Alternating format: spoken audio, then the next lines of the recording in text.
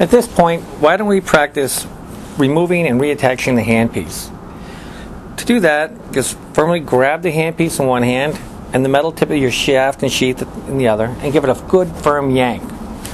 Don't worry, you're not going to break it. It's quite that simple. To put it back on, what you would do is, there's two methods. One of the methods that a lot of people like to use is slowly start spinning the shaft.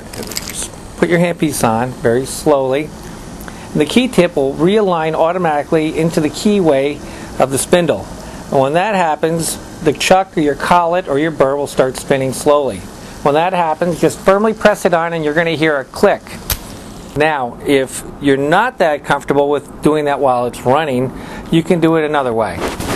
What you can do, you look down your handpiece towards the keyway, and you'll see that there's a letter C. That gap in the C is the keyway slot in your spindle. Try and align that with the key tip, and when that's ready, snap it on. Now that we've learned how to take your handpiece on and off, we're going to learn a little bit about changing out accessories in and out of your handpiece. Accessories come in different sizes and shapes and different materials.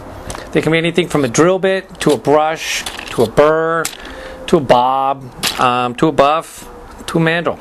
This is our number 30 handpiece. It's our most popular handpiece. It comes in our 2230 jeweler's kit and our 2272 general purpose kit.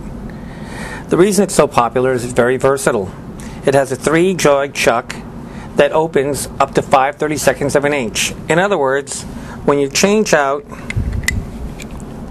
your burrs, and I'm taking out a 1/8 inch burr now and putting in a 3/32, you can have a lot of different burrs in there.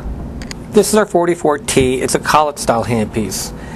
It's the most popular handpiece in our wood carving line, and the reason of that is it allows you to use the largest shank burrs, 1/4 inch, out of all of our handpieces. Let me show you how to change out a burr and the collet. The reason you might want to change out a collet is because with the collet style handpieces, the collets are specific to the size of the shank that you have. In other words, a 1/4 inch collet goes with the 1/4 inch shank burr. Let me show you how to do that.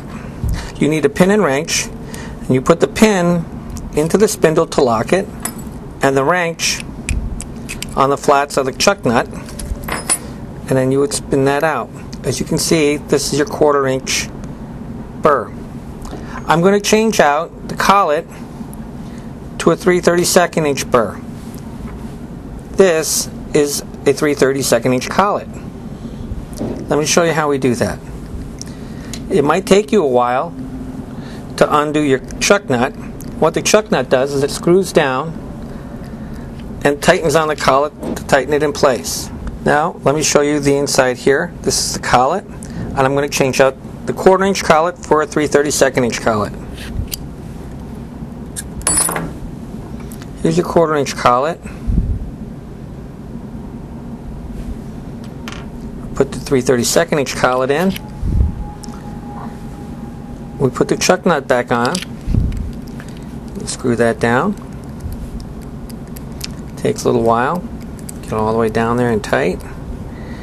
Then you put in your accessory or burr. Put that in there all the way down,